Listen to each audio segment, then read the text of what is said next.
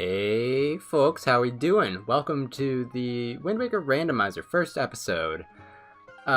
This is not gonna be a normal first episode. We're not gonna really make any progress. It's just gonna mostly be me explaining, for those of you who aren't aware, what the heck this randomizer is, sort of what it is, what's going on with it.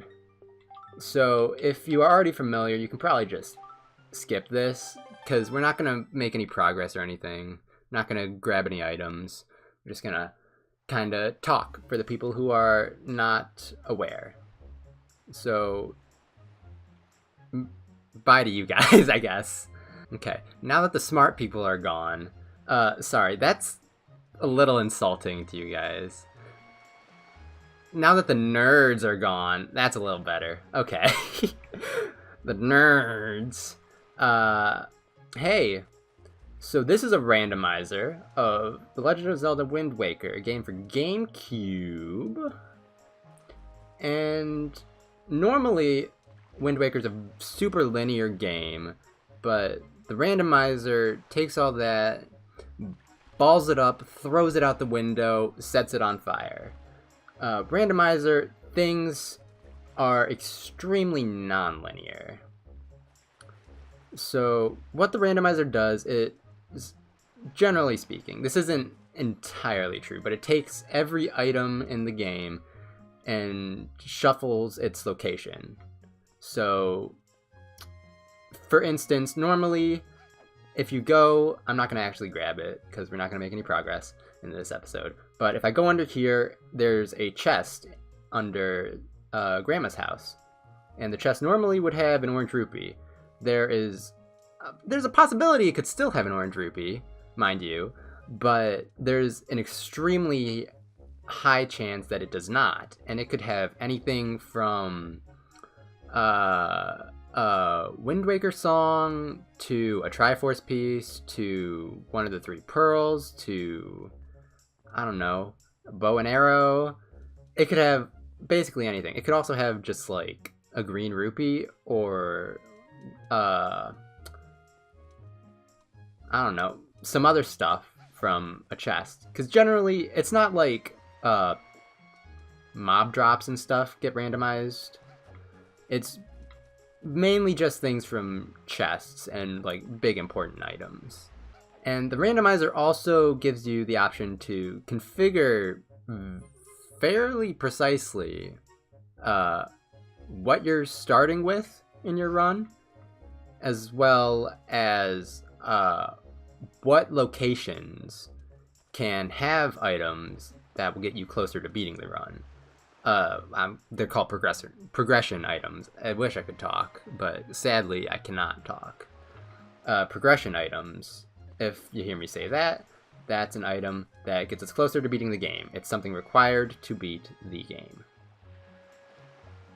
As opposed to other items that are not required to beat the game, which are just random things, like rupees and stuff. Like, I don't need rupees to beat the game, but I do need the fully powered Master Sword to beat the game. And another thing I just forgot to mention because I'm used to it, I'm not Link, I'm Medley right now. I'm a little bird girl. That's another thing the randomizer allows you to do. It lets you choose a custom character from a set of models that people have set up.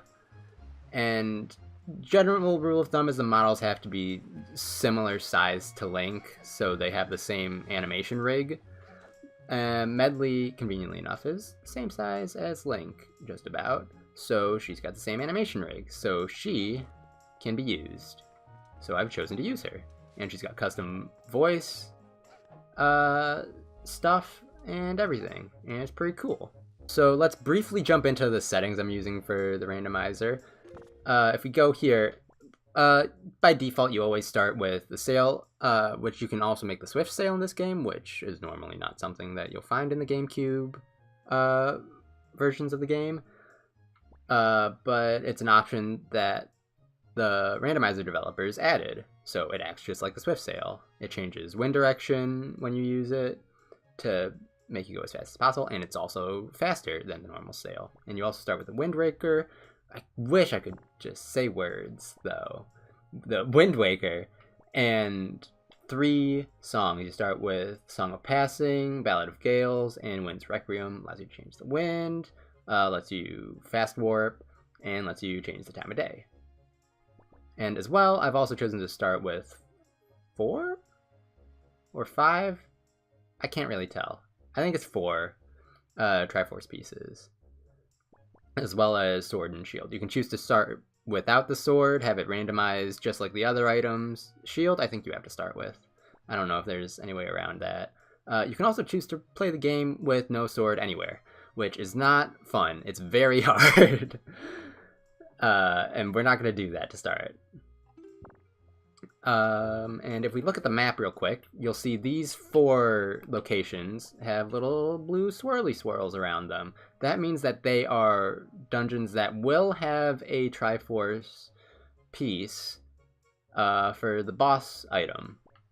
And they are required, as a result, to be beaten in order for me to beat the game. And the goal I'm setting for myself is to beat the game as fast as possible. We're not going to try to get all the items or any of that. We're just going to try to get the items that we need and then blast through to the end of the game. And that's going to be the general rule for all of them that I'm doing, unless I specify otherwise. But I don't plan on specifying otherwise as of right now. And real quickly, let's look over here at I guess it would be for you guys to the left. We've got 3 screens. We've got this green boy up here, which is our item tracker. We can toggle an item on and off. When it's on, it will change the number of things available. So like if we look over here at Windfall Island, you'll see it's at 14 out of 27 with the delivery bag on, and if I turn it off, it is at 13 out of 27. So this map tracks what locations we have available to check for progression items. So the denominator number, I guess you could say, is the total number of progression item locations that are possible at here. Most of them will probably not have progression items because you only need, with my settings, you only need 12 items to be able to beat the game. So it's quite possible you could get them all at Windfall. Very unlikely, but it's possible.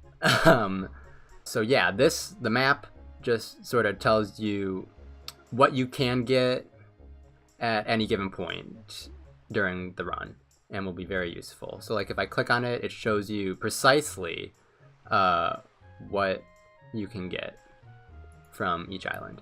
And down here, it's the same sort of thing, except for dungeons and for other random stuff. So like Hyrule, the Master Sword Chamber, they've put a chest in there that has a randomized item. Mail, 9 different things you can get from mail, stuff like that. And there's one other screen you guys can't see that just tells me how many locations I've checked, how many locations are accessible, how many locations are remaining, how many items I need to finish the game, and the estimated number of locations I have left to check. That was a mouthful. But yeah, so that's sort of what's going on here. Next, this doesn't even like count as an episode as far as I'm concerned. This is episode 0. So next time we're gonna actually start the run, now that I've made my file and everything. And I'm gonna do a few tricks that I've learned from watching people who are much better at the game than I am. Some will go better than others, but it's fun to try them. So I'm gonna do some of that, and we're gonna try to beat the game as fast as possible. That is the goal. So hopefully you guys kind of understand what's going on now. Thank you for watching, and I will see you next time when we actually start our run. Should've given you a little head start. Here to disappear like Elizabeth's mine. Hating you break it a little more dark. You gotta better get a little more stuck. Wait, like the lily Rick and I'm silly. We can chill and hear the bass, your elation. Silly, you was elegant as ever. Forget all my etiquette. What you gonna say? Get away, haven't said it yet. Giving you a little head start.